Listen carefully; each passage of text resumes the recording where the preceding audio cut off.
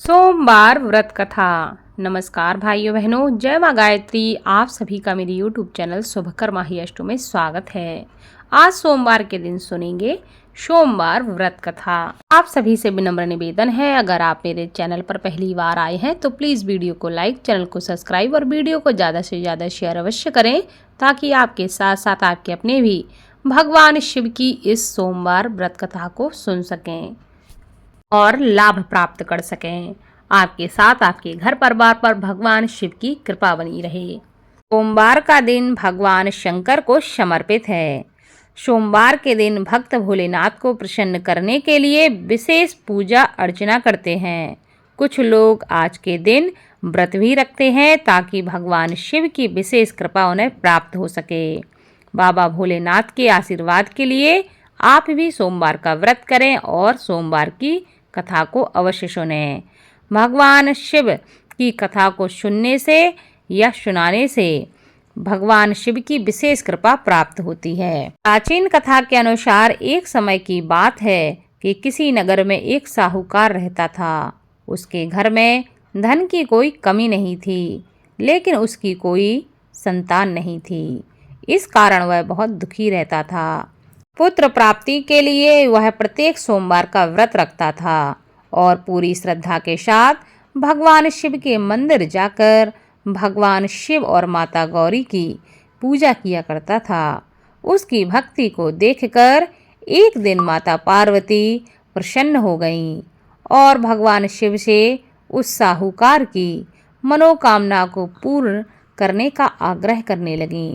पार्वती जी की इच्छा सुनकर भगवान शिव कहने लगे कि हे पार्वती, इस संसार में हर प्राणी को उसके कर्मों का फल मिलता है और जिसके भाग्य में जो होता है उसे वही भोगना पड़ता है।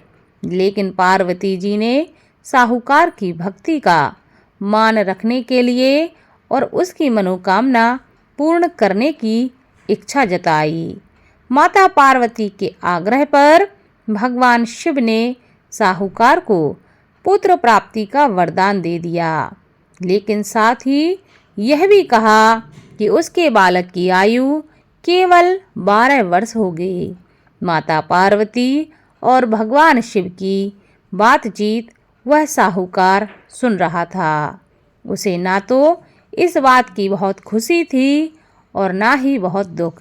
वह पहले की भांति भगवान शिव की पूजा करता रहा।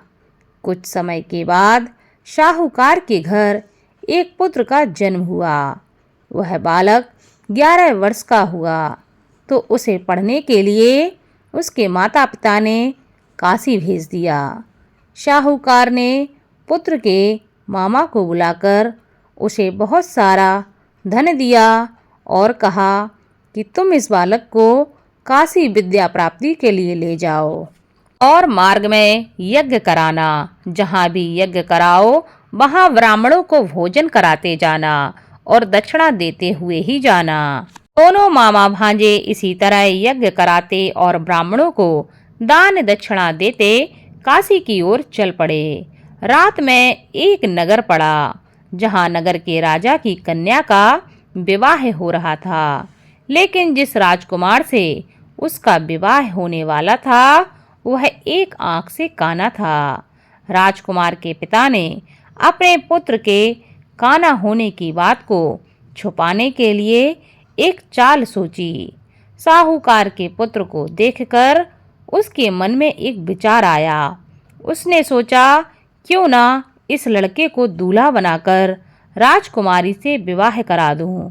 विवाह के बाद इसको धन देकर मैं विदा कर दूंगा और राजकुमारी को अपने नगर ले जाऊंगा।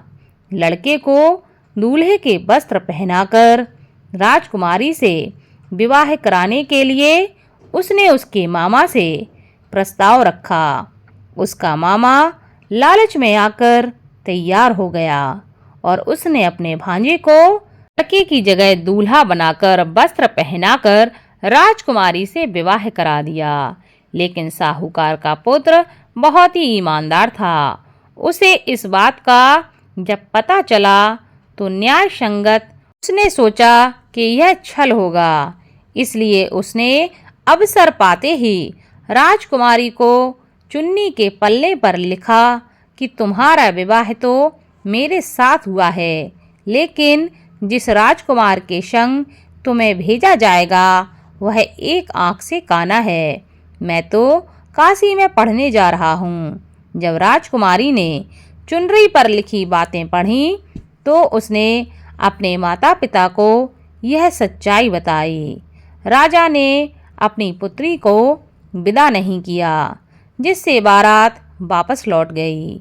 दूसरी ओर साहूकार का लड़का और उसका मामा काशी पहुँचे और वहां जाकर उन्होंने यज्ञ किया। जिस दिन लड़के की आयु 12 साल की हुई, उसी दिन यज्ञ रखा गया। लड़के ने अपने मामा से कहा कि मेरी तबीयत कुछ ठीक नहीं लग रही। मामा ने कहा कि तुम अंदर जाकर सो जाओ। भगवान शिव के वरदानुसार कुछ ही देर में उस बालक के प्राण निकल गए। मृत भांजे को देखकर उसके मामा ने विलाप करना शुरू कर दिया। संयोगवश उसी समय भगवान शिव और माता पार्वती उधर से जा रहे थे। पार्वती जी ने भगवान शिव से कहा कि हे स्वामी, मुझे इसके रोने के स्वर सहन नहीं हो रहा है। आप इस व्यक्ति के कष्ट को दूर कर दीजिए।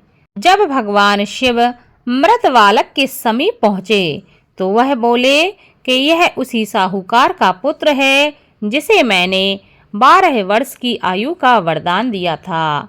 आज इसकी आयु पूरी हो चुकी है, लेकिन मातृभाव से विभोर माता पार्वती ने कहा कि हे महादेव, आप इस बालक को और आयु देने की कृपा करें, अन्यथा इसके वियोग में इसके माता पिता भी तड़प तड़प कर मर जाएंगे।